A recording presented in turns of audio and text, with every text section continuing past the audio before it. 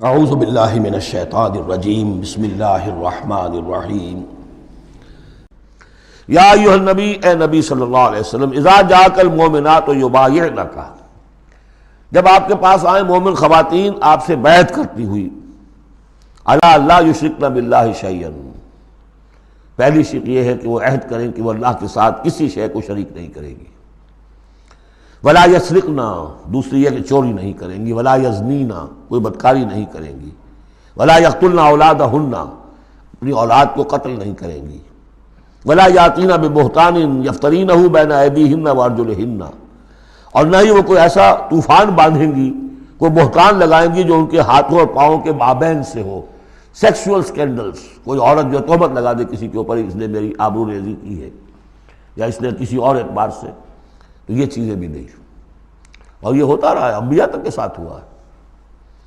ولا یعصینک فی معروف، اور آخری بات یہ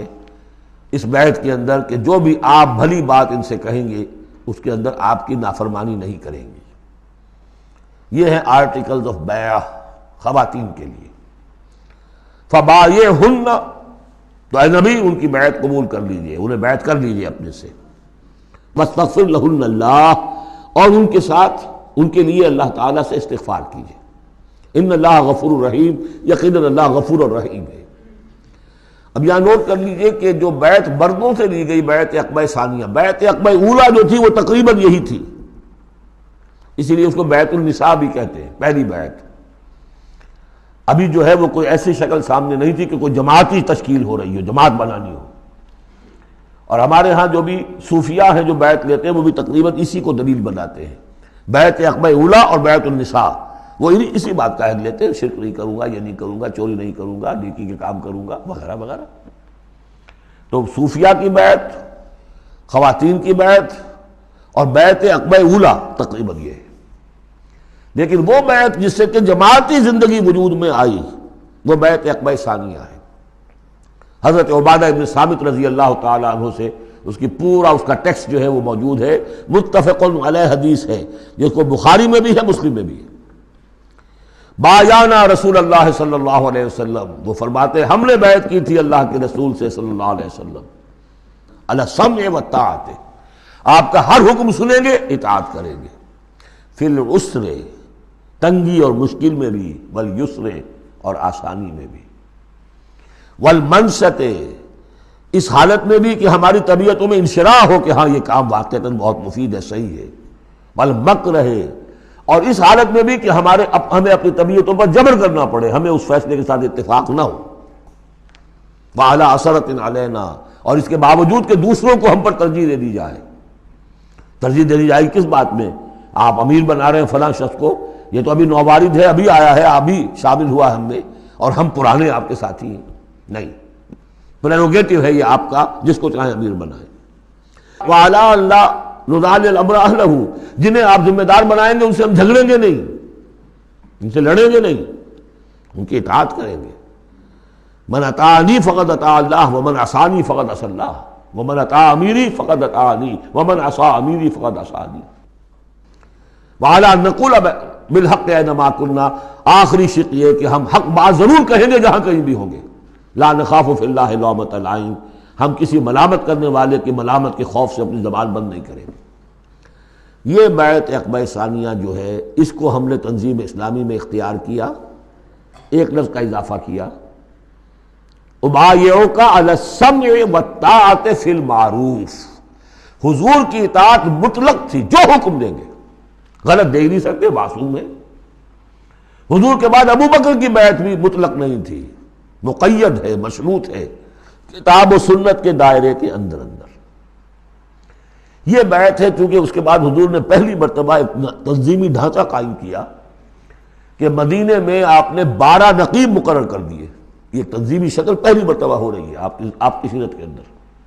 مکے میں تو چونکہ آپ خود موجود ہیں اور سب صحابہ وہیں ہیں، چھوٹا سا شہر ہے، تو کسی تنظیمی سانچے کی اور ڈھانچے کی اور لمبی چوڑی چین جو ہے بنانے کی ضرورت ہی نہیں۔ اب مدینہ دور ہے، وہاں کے کچھ لوگ 9 خزرج میں سے اور 3 اوس میں سے آپ نے نقیب بنائے، اب ان کی ذمہ داری بنی۔ اس طرح جماعتی تنظیم جو بنی ہے وہ اس بیعت پر بنی ہے۔ البتہ چونکہ خواتین کا معاملہ یہ ہے کہ جماعتی جدوجہد جو آگے چلنی ہے، اس میں جہاد اور قتال کے جو مراحل آنے ہیں، اس میں خواتین کا حصہ بالواسطہ ہے، بلا واسطہ نہیں ہے، ڈائریکٹ نہیں ہے۔ وہ بیعت ان سے نہیں لی گئی، بلکہ یہی بیعت لی گئی ہے کہ اس کے اندر یہ افعال ہیں، یہ نہیں کریں گے، اور یہ کہ ہاں جو امیر ہیں حضور صلی اللہ علیہ وسلم جو بھی حکم دیں گے، جو بھلائی کا حکم ہوگا اس میں ان کی نافرمانی نہیں کریں گے۔ اس کو ہم نے تنظیم میں خواتین کی بیعت کے لیے بعین ہی یہی الفاظ اختیار کیے، اور واقعہ یہ کہ اس کا بہت ایک اہم پہلو یہ ہے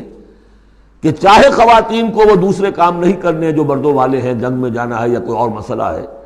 لیکن ایک سینس آف بلانگنگ ہو جاتی ہے کہ ایک گروہ کے ساتھ ہونا، کونوا مع الصادقین، کوئی ہے جس کے ساتھ آپ نے اپنے آپ کو آئیڈینٹیفائی کیا، جماعتی زندگی ہے اور اس کے تحت ایک کام ہو رہا ہے، اس کی برکتیں جو ہیں، جو آپ نے فرمایا گیا، جو حضور نے فرمایا، یہ حضرت عمر کا قول ہے، اثر ہے، لا اسلام الا بالجماعہ ولا جماعہ الا بالامارہ ولا امارہ الا بالسماع ولا سماع الا بالطاعہ۔